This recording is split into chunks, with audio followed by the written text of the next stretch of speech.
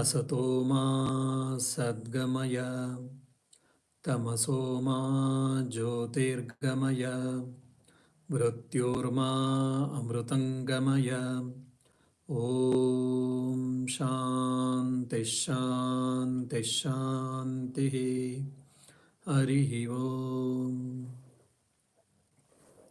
My dear spiritual aspirants, we were discussing Tattva Bodha text about the nature of the soul, independent individual soul.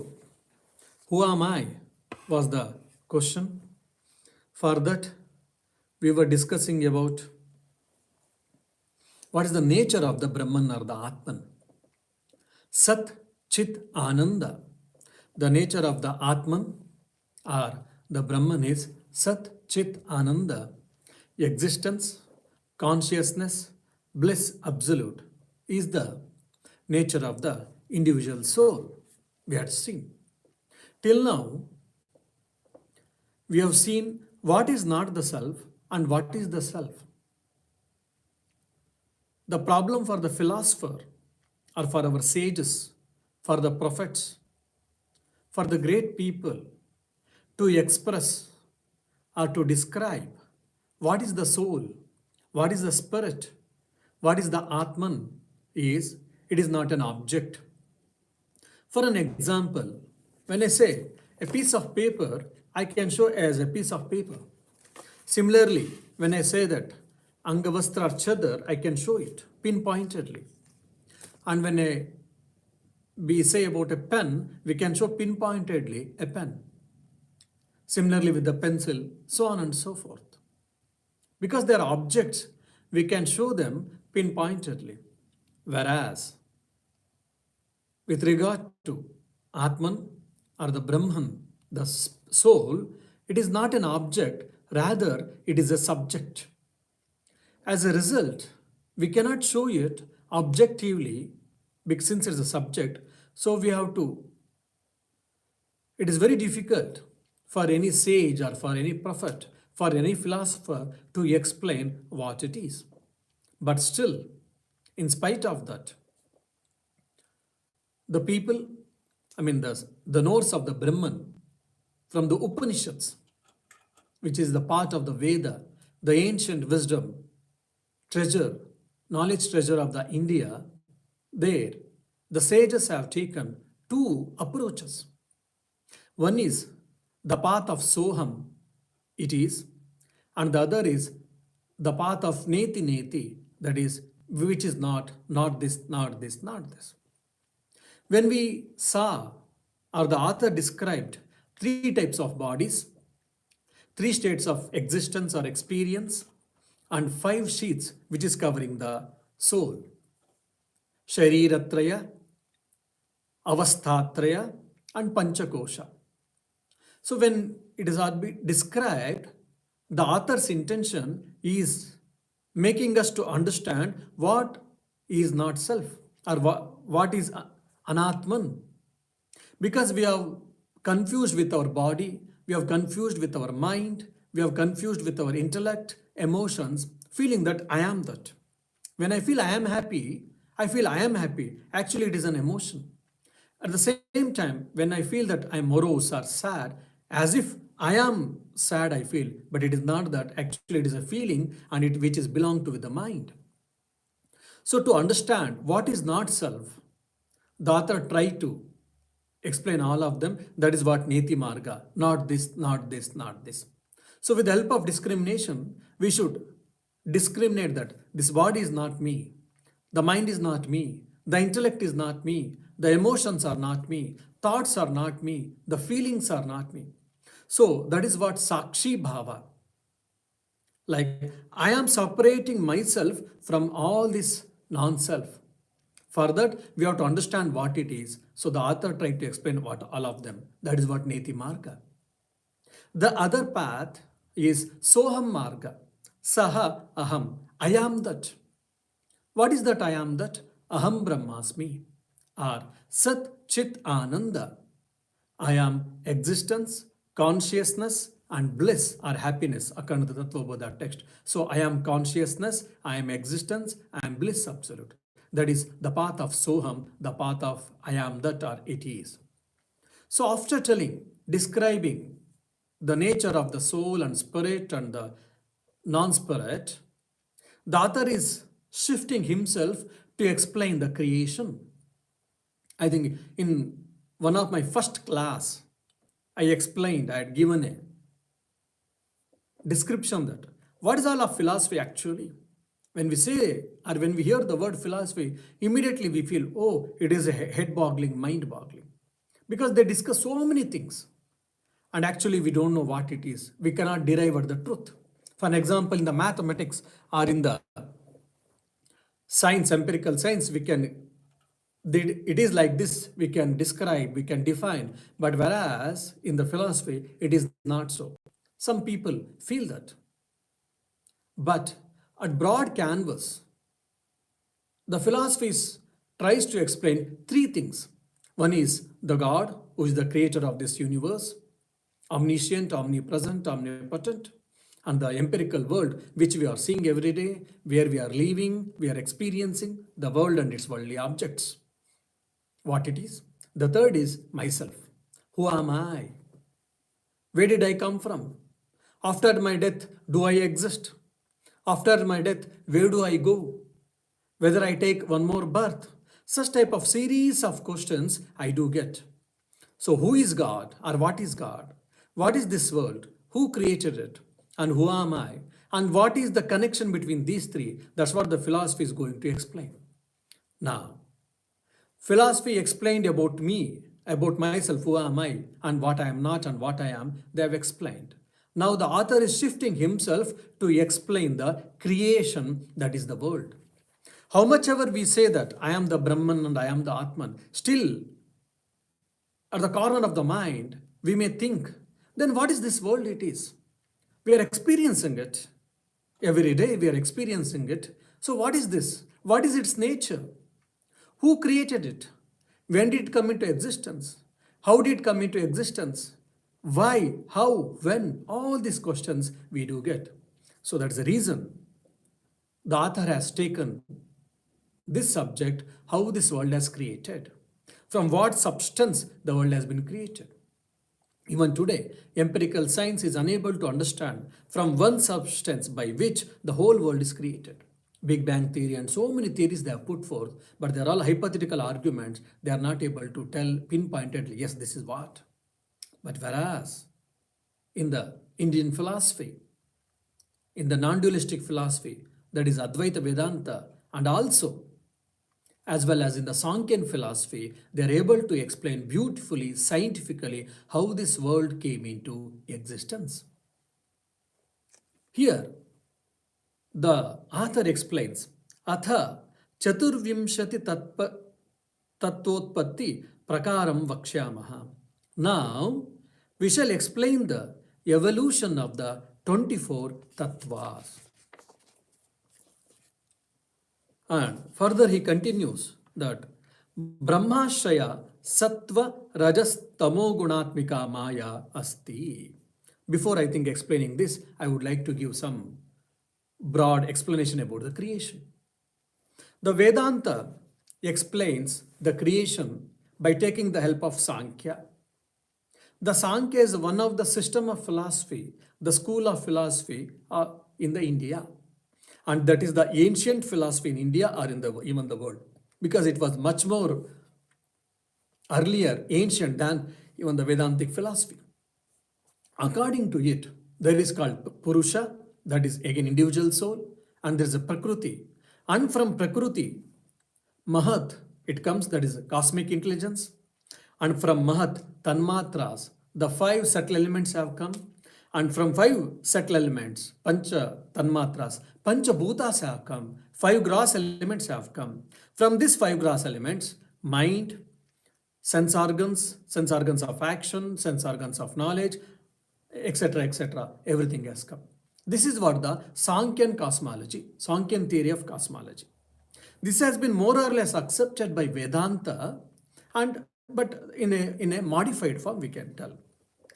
And before going to the Vedantic cosmic theory, I would like to explain a unique, beautiful, very important concept, that creation versus projection. There's a lot of difference between creation as well as projection. Now, say, for an example, in the Bible, the God has created the world in 7 days. Such type of explanation we do get in. And similar in the dualistic philosophies, we all know that the God has created this world. And of course, in Indian mythology, the Brahma is the creator of the God, and the Vishnu is the sustainer of the God, and the Shiva is the dissolver of the world. So the same God, universal spirit, based on the function, their function, they have been discussed or they have been differentiated. They have given three names. And even in the qualified monoism, in the Vishishtadvaita also, they say that from the God, either the living beings or non-living beings, either the world and as well as the soul or spirit or individual beings, they are the part and parcel of the God, Narayana. So the world is the part of, God is emerged from the, world is emerged from the God, and it is the part and part of the world. Qualified monoism says. So for all of them, the creation is real and it exists and God has created it. Now, the Advaita Vedanta tells that no, the world was never created, it is only projected. Why? Because the moment once you accept or once you tell that the world is created, that means what? It has been created at some point of time, before that it was not there. Then after its dissolution, after millions of years, if it is dissolved, then again it ceases to exist. That means what? It is against law of conservation of energy, which is against scientific rule or principle. Law of conservation of energy, what does it say? What does it say? That the energy neither be created nor be destroyed. It only changes. From one type of energy to other type of energy, it only changes, but it is neither created nor destroyed. That's what scientifically we all read. So Advaita says that if that means what? The creation, the theory of creation doesn't hold good rationally. Then how did this world came into existence then? Then it's the Advaita Vedanta, the qualified monoism. It says that the world has been projected out of Brahman. That is what Vivartavada, theory of appearance, is told by Advaita Vedanta. Means the world, the Brahman is appearing as the world. It is not actually creation, it is a projection. It is one of the unique theory given by the non-dualistic philosophy, that is Advaita Vedanta. Now, how to understand this? It is very subtle, difficult. I don't know how many of you will be able to understand too. For an example, I go to goldsmith shop, I order 2 bangles for me. A set of bangles. For any girl, for any woman. And he asks, and he takes the measurement of the particular girl or lady, and he asks, how much you want? Probably 40 grams, 80 grams, or 100 grams, whatever you say, based on your budget, he prepares. He prepares this bangle out of gold with some mixture. Fine, you have taken, you paid, and you took the bangles and you are wearing. After some time, you shifted to a different city and there was a financial problem for you, financial constraints. As a result, you thought, okay, let me sell these bangles and get the money so that I can take care of my financial constraints. You go to again some goldsmith shop and he says, it's a brand new, few months before only it has been done and the design is nice, etc., etc. So you should give a maximum amount, you may argue. But the goldsmith is only bothered about what is the gold is there in the bangle. Is neither bothered about either it is a new one, old ones, or what is the size and what is the shape and what is the design. Is never bothered of all these things. He only weighs in the scale and he sees that how much gold I get from this. Because that's what is important. Otherwise, it's all name and form.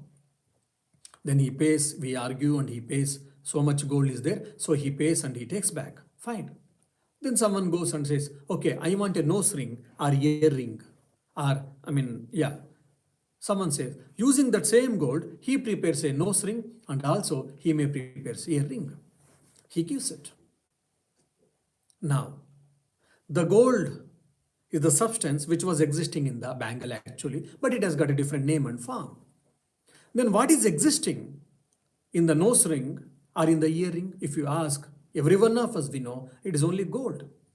There may be different shape based on the utility, based on its function, we give different names.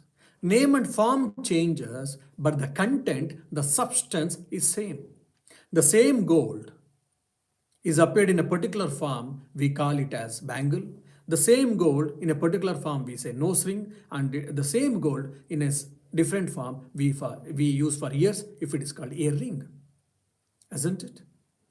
So similarly, but all the content is the same, is nothing but the gold. The similarly, oh, there's a huge wave. Okay, fine. Is there any difference between the ocean and its wave? No. What is the content of the ocean? Water. What is the content of the wave? Again, it is the water. The water has raised to a particular level. That's why we say, oh, it was a huge wave. Or if it has not gone to the very larger height, then we say it is a wave, that's all. They're waves, small waves. The content of the ocean and also its waves are nothing but water. But because when the ocean was calm, it is a ocean, and if it has risen a particular height, then we call by a different name ocean, but it is same thing.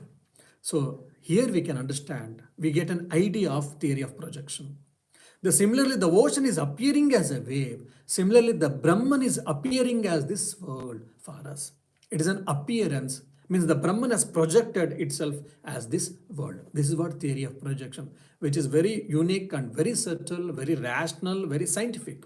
But it takes probably for us to understand this theory of projection. Because always our mind is, infused with, or we are always heard, we are told about creation. We have never heard probably the theory of projection, theory of appearance. So it is a new idea who have not studied Advaita Vedanta. So we have to understand. So the Advaita Vedanta, it only says theory of projection, not the theory of creation. And one more I want to, before getting to the Vedantic theory of creation or projection, I would like to tell one more important point. A potter prepares the clay, pot. Potter is preparing the clay pot. From what? From the clay. The potter prepares the, again, a beautiful vase, clay vase, mud vase, from which? From the clay. So who is preparing it? Who is preparing? The potter.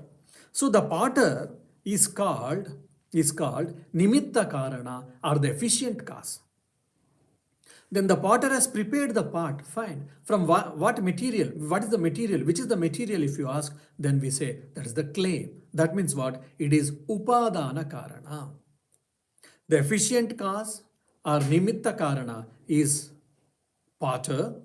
The material cause or Upadana Karana is the clay. And the product is pot. So similarly, the world is the product.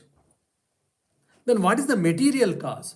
If you ask, it is called Ishvara or Maya. And who is the creator? Again, Ishvara. Means here in the Advaita Vedanta, the efficient cause as well as the material cause is nothing but the Ishvara. Now you may say, who is this Ishvara again? New person? Ishvara is some, like we say, Shiva. Shivaratri is fast approaching. No, here Ishvara means Brahman plus Maya is called Ishvara. That is Saupadika Chaitanya, we tell. So the Ishvara has created, or Ishvara has projected this universe. So because from Brahman we cannot understand actually. So the Brahman plus Maya is nothing but Ishvara. Ishvara has projected this world. So what is this Maya then again? New thing. Maya is, according to the Advaita Vedanta, is Trigunatmika. It has got three qualities. One is Sattva, the other is Rajas, and the other is Tamas. Again, this is a new concept for most of us who have not studied Advaita Vedanta or Sankhya. What is this? For an example, we have got three qualities, Sattva, Rajas, and Tamas. I feel inert, I feel lethargy, sloth, I want to sleep, I don't want to work, I feel very lazy. Why? Because of Tamo Guna, inertia. I'm active, he's active, ever active. He works so much, etc., etc. He doesn't stop anything, he doesn't postpone things, he's active from dawn to dusk, he's very active, he's hyperactive. Why? Because of Rajoguna. He's very calm, quiet, serene, is knowledgeable, he wants to study more and more, simple living and high thinking. Such nature is called Sattva. So in every one of us, we have got the Sattva Guna, Rajoguna, Tamoguna. These three gunas is the nature of the Maya. And what is the difference between this Brahman and Maya? If you say, Vedanta says they are inseparable. How? How to understand? The fire and the burning power.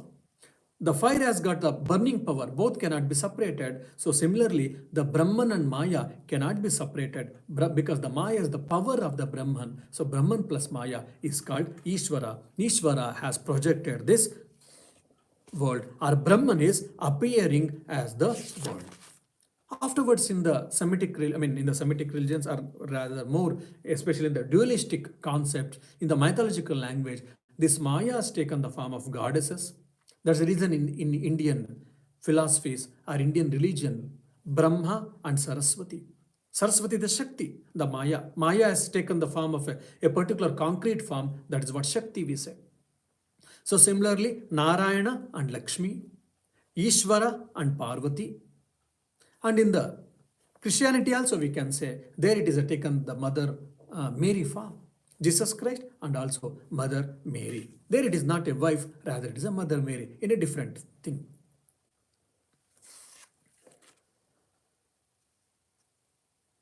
No, so Brahman plus Maya is what Ishvara. From the Ishvara, the world has been projected. This is what the theory of projection according to the Advaita Vedanta. Swamiji tells beautifully, unique concept, a unique explanation about the Maya, which I would like to discuss or explain, then afterwards we'll go further. Maya is not a theory for the explanation of the world. It is simply a statement of facts as they exist. That the very basis of our being is contradiction. That wherever there is good, there must also be evil. And wherever there is evil, there must be some good. Wherever there is life, death must follow as its shadow. And everyone who smiles will have to weep and vice versa. Nor can this state of things be remedied. They're beautiful. The problem of evil in Semitic religions is a big question. They're not able to. But here Swamiji has given a beautiful statement, beautiful things that the world is a mixture of good and bad, right and wrong, all the opposites. So that's what Maya is. Why? Maya, it is not explainable. It cannot be explained, we say. Why? It is full of contradictions. The Brahman, the consciousness, the subject is appearing as an object as the world, which is very contradictory. Just like the light and darkness can coexist, it is not possible, but we see. Evil and good we see. And life and death we see. Light and shadow, light and dark we see in the life. This is what the Maya is. This is a statement of fact. Now, where this Maya exists, it is Brahmashraya Sattva Rajas Tamo Gunatmika Maya Asti. The author is saying, what is the locus of this Maya? Means Brahmashraya. The locus of Maya is Brahma. Brahman is Brahman. Means this Maya exists in the Brahman. And what is its nature? Sattva Rajas Tamo Gunatmika Maya. It is the nature. It has got three qualities. It has Sattva, Rajas and Tamas. Fine. From this what happens? Tataha. From it, Akasha Sambhutaha. The space has been, space is born. Brahman plus Maya, Ishvara. So from this Maya, what has come? From the Maya, now the Vedantic cosmology or Vedantic theory of creation have started. From this Brahman plus Maya, from the Maya, what has come? Akasha Sambhutaha. Akasha is form. Akasha means what? Immediately, whoever knows Sanskrit and English, Kannada, I mean Hindi, Kannada and all, Akash means immediately we feel the sky, the blue sky. No. Here Akasha means it is Avakasha, means it is space. From the Brahman plus Maya, from the Maya, the space has come. Space is born. Tataha Akasha Sambhutaha. Akashad Vayu. From the space, Vayu, the air has born, it seems. Then Vayo Tejaha. From the air, the fire is born. Tejasa Apaha. And from the fire, the water has come. The water is born. Adbyah Prutivi. From the water, the earth has come. The soil, the earth, whatever is there. So now what is this world if you see? The world is mixture of the compound of these five substances. Space, air, water, earth and fire. That's it. When you sizzle it out, either you take any galaxy you take, or any planet you take, or earth you take, or Mercury, Venus, Earth, Mars, Jupiter, Saturn, Uranus, Neptune, or any galaxies if you say, either it is gas, air, or it is fire, or it is water, it is space, or it is earth. Earth means it is not earth, planet means to say it is a soil. So the whole world is beautifully explained in in a theory. So from the Brahman plus Maya, from the Maya space has come, from the space air has come, from the air or wind, from the wind fire has come, from the fire water has come, from the water Prithvi, the earth has come, has emerged out or is born. This is what the Vedantic theory of creation. So probably to understand and to appreciate little better, I would also like to explain what are in the other systems of philosophy, especially with special reference to Indian philosophy. What are the other explanations?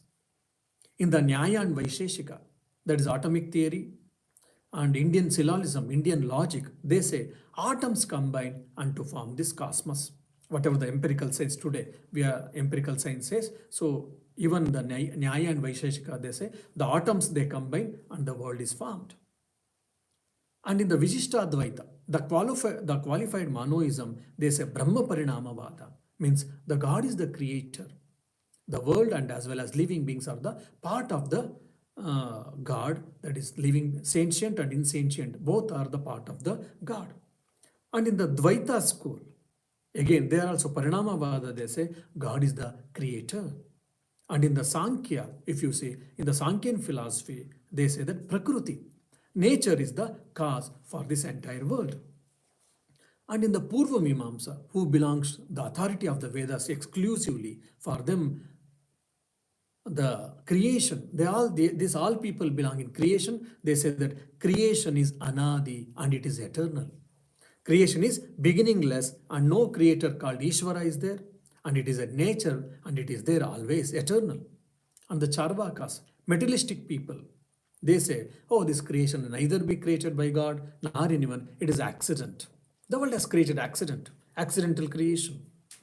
And in the Jainism, if you say, in the Jaina philosophy, it is called Swabhavavada. Everything is Pudgala. Everything depends on its nature. In the Buddhism, in the Hinayana, Sautantrika and Vaibhashika school, they say creation is the Sanghata, compound of the five elements. And in the Yogachara, in the Mahayana, we got Yogachara and Madhyamika. In the Yogachara, they say that there is no separate existence at all for this world or for this cosmos, etc., etc. It is only knowledge. Again, who is interested in philosophy, in deep study, they'll be able to understand and appreciate. Otherwise, probably you feel that boredom. What is this Swamiji is telling? In the Madhyamika, Shunyavada, they say that creation is a semblance, Shunya. But for us, the Advaita Vedanta, it is only theory of projection. The Brahman plus Maya is called Ishvara. The Maya, with the help of Maya, the Brahman is appearing as this world. How? The Brahman, from the Brahma, the space comes. From the space, Akashad Vayu, air or wind comes. Vayu Agni, from wind, Agni, the fire comes. Agni Rapaha, from the fire, the water comes. Adbyah Prithvi, from the water, the soil or the earth comes. This is what they give the explanation, the Vedantic explanation. And they give one more. Now, fine. These five elements are there. From these five basic elements, the whole world is formed according to them. Now, from these five elements, the whole world is formed, fine. How the world formed from these five elements? What is its constituents? Is there any formula? You may say, they say yes. From when you say space, Akasha, the subtle form of Akasha is Shabda, sound. And the subtle form of Vayu, air or wind, is Sparsha, that is touch. And also, the subtle form of Agni, fire, is Rupa, that is form. The subtle form of Apa, that is water, is nothing but the taste, that is Rasa. The subtle form of Prithvi, earth, is smell, Gandha. They are called Tanmatras. The subtle form of all these things are Tanmatras. And the subtle Akasha, one half portion of subtle Akasha, 1/8 portion of subtle Vayu, 1/8 portion of subtle fire, 1/8 portion of subtle water, 1/8 portion of subtle earth. It is mixed, the gross form of Akasha is formed. Similarly, the gross form of air, how it is formed if you ask, then half portion of the subtle Vayu, 1/8 portion of the subtle Akasha, 1/8 portion of subtle fire, 1/8 portion of subtle water, 1/8 portion of subtle earth is formed with the gross form of air. And how this gross form of fire, which we see through our naked eye, the gross form of fire, how is it formed if you ask? 1/8, half portion of the subtle form of fire, 1/8 portion of subtle form of space, 1/8 portion of subtle air, 1/8 portion of subtle water, 1/8 portion of subtle earth, it forms the fire. So this is what Panchikarana, this is the theory proposed by or given by the Advaita Vedanta. So how it is formed, we can easily understand. And you may say, how do you say this? Is there any scientific reason for this? Is there any rationale behind this? They say yes, because from subtle, the gross elements can come. From the subtle, gross elements can come. Like for an example, today empirical science is accepting that the matter has come from the mind. If you see the Akasha, the space has got a quality, the sound. Means hearing. Hearing quality it has got. Similarly, if you see Vayu, that is air or wind, it has got hearing plus touch, sparsha. When the cool breeze or comes, then when the wind, or when if you get a little more for air, then you can hear also, and also we can touch. In the Akasha, in the space only you can, because of the sound only you can hear, you cannot touch. Whereas in the air, you can hear as well as touch. In the Agni, in the fire, you can hear, you can see, and you can touch. 3 qualities. And in the water, you can hear, the water is running. You can feel, it is cold, hot, etc. And you can see, and you can taste also. And in the earth, you can hear, you can feel, you can see, you can taste, and you can smell. So 5 qualities are there. So from first to 5, you say 1 quality, 2 quality, 3 qualities, 4 qualities, 5 qualities. That means what? From subtle to it is becoming more and more gross. So from Sukshma, it is becoming Sthula. From subtle, it is becoming grosser. So based on this rationality, also the author tries to explain. The author gives a scientific explanation saying that from space, air has come, from air, fire has come, from fire, water has come, from water, earth has come. Why only in this sequence? Why not in other sequence? And what is the rational justification for this sequence if you ask? Yes, because of from Sukshma, Sthula has come, from subtle, the gross things have come. And one more beautiful thing is told by Advaita Vedanta is the Maya has got Sattva and Rajas and Tamas. We have known these are the 3 qualities we have got. Now, from the Sattvic portion of Akasha, just like Maya has got Sattva, Rajas, Tamas, similarly even Akasha, it's also, they have got 3 qualities.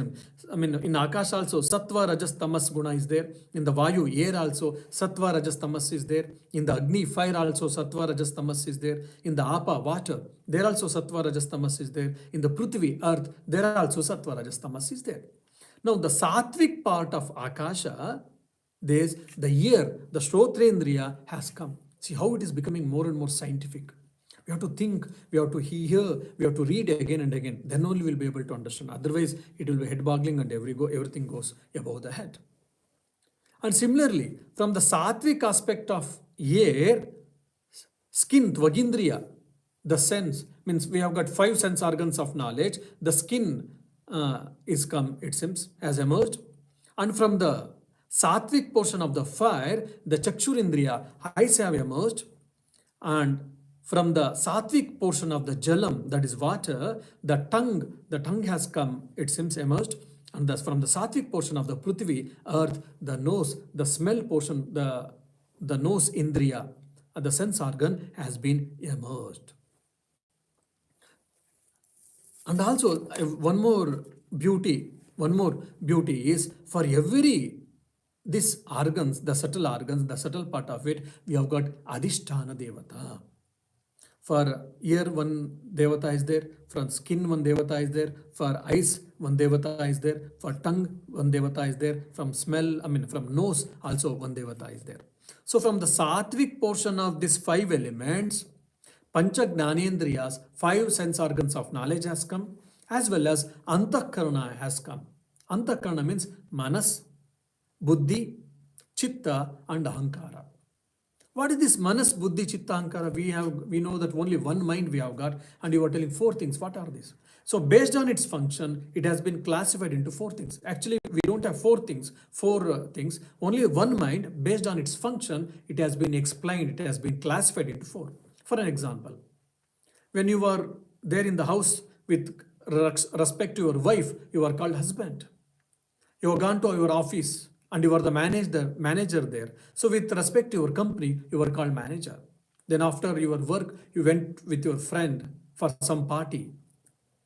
Then with respect to your friend, you are just a friend. And who are you? If you say, oh, I am Irish person. With respect to country, you are a citizen. Isn't it? So someplace you are husband, someplace you are a manager, someplace you are a friend, someplace you are a citizen. How? Based on the relationship, you are called by different names. So similarly, based on the function, the mind has classified into four things: Mana, Chitta, Buddhi, Ahankara. What is the explanation for this? The doubting faculty, Samshayatmaka Manaha. Otherwise, Sankalpa Vikalpatmakam Manaha, according to the Tattva Bodha. Means, should I do this or should I not do this? For an example, someone offers me ice cream. If I eat ice cream, I may get I've got tonsils problem, I may get cold, I may catch cold, and I have to suffer. But I like ice creams. But if I take ice cream, then I will have a problem, health issue. So now my mind is oscillating between two things. Should I eat ice cream? Should I eat ice cream or should I not eat ice cream? Why? Because I like it, I wish to eat it, but if I take, I may get a health problem. So better to avoid. So mind oscillates. Shall I do this or shall I not do this? Shall I do this or shall I not do this? Or for example, one more example also can be given. So the whole family was going to sightseeing, particularly. And after going a little distance, you feel immediately, whether did I lock the door properly or not? Okay, immediately you start thinking, sequence what all things I did. If you are confirmed, yes, I did lock it properly, then you go back. Otherwise, what happens? Oh no, then you come back and you make sure that you will see that whether the door was locked properly. So the oscillating between whether should I do this or should I not do this, this is what the manas. Now, no, if I eat ice cream, my health goes down, let me not eat ice cream. So you decide. Decisive faculty, the judgmental faculty is nothing but the buddhi. No, I will not eat ice cream, whatever it may be. I may like it, but if I eat ice cream, then I have to suffer, so I will not eat ice cream. So I took a decision. Now, no, I have locked the door properly. Myself I have seen, yes, double times I have checked. So I need not to go back to house to check it. Let me go for sightseeing with my family. Decisive faculty, judgmental faculty, Nishchayatmaka Buddhihi. Then Aham Karta, Ahankara. The sense of doership. Oh, beautifully it is done. Who has done? Oh, I have done. Because the sense of ego or the sense of doership, I have done. For example, we 3 or 4 people, we jointly we did some work in the company. Knowingly or unknowingly or consciously or unconsciously, our superior, they took, oh, the work was so fine, work is so fine, etc., etc. They explained, and one or two people names also were told, but my name was left out from there. Immediately I feel bad, I feel morose, I feel annoyed, I feel angry on the supervisor or on the superiors. Why? Because I did it. I labored, I did it, and they didn't recognize me. They didn't acknowledge me. They didn't take my name. What is this? Because my ego has been hurt. The sense of doership. I. This is what called ahankara. Then chintana kartru chittam means faculty of recollectedness. Chitta, memory. Oh, you are the same person, is it? The 2 days before I saw in the Phoenix Park. Are you the same person? Phoenix Park is in Dublin. Yes. Oh, I think I have seen you somewhere. Yes, 1 year before, during Christmas celebrations, we had gone to film theater. The same time you also had come, isn't it? Yes. How it is possible? Because of my chitta, because of my memory. I'm able to recollect so many things which happened 1 year, 5 year, 10 year, 20 years, 30 years before. How? Because of my mind, because of my memory, because of my chitta. So 5 sense organs of knowledge, that is Gnanendriyani, and this Antahkarana, this 4, that's Manas or Antahkarana, this has come from the Sattvic portion of the Pancha Bhutas, that is space, air, fire, water and earth. At the same time, it has got Rajasika portion, Rajas portion, the Rajas portion of the space, the Rajas portion of the air, the Rajas portion of the fire, the Rajas portion of the water, and the Rajas portion of the earth. From that, 5 sense organs of action, karmendriyas, have come, it seems. And also Pancha Pranas, Pana, Apana, Vyana, Udhana, Samana, we say, even the Pancha Pranas, 5 vital forces and 5 sense organs of work, that is Karmendriya, this thing has come from the Rajasika portion of the Tanmatras. Then Pancha Bhutas, that is the grass form of space, grass form of air, grass form of fire, grass form of water, grass form of earth, which we see through our naked eye. Thus, that is called Panchabhutas. They are called, means 5 grass elements. They have come from the tamasic portion of the subtle space, subtle air, subtle fire, subtle water, and subtle earth. And whatever we see, fire, air, water, space, and earth, all these things are grass forms. They are the grass manifestation of this, and they have come from the tamasika portion of the 5 subtle elements, that is called tanmatras. So how this world is created and how it has come from, everything has been told in these things. Now, after explaining this, the author tries to tell in the that how I am myself and even the world, we are both of the same material. Andanda and Brahmanda, I will take for the next class, don't worry. So that I, individual, or this body, and this whole world, etc., the outside world, both are made up of the same material. We don't know. Even the science is not able to come to this level, but whereas the Advaita Vedanta is able to go to this level thousands of years before.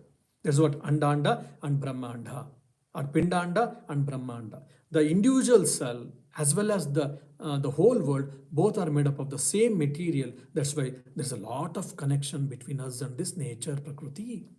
How it is. Now, whatever today I have explained, if you have understood, definitely you'll be able to understand in the next class how myself and this whole world is made up of the same material, how we are interconnected each other, and why we should love everyone, why we should not hate everyone, why we should respect everyone, etc., etc. For all these things, there's a beautiful philosophy in the Advaita Vedanta, because I and you, we are all essentially divine in nature. We are all one Atman or one Brahman is appearing. So we're all interconnected. That's why we should love each other. We should not hate each other. We should not trouble each other.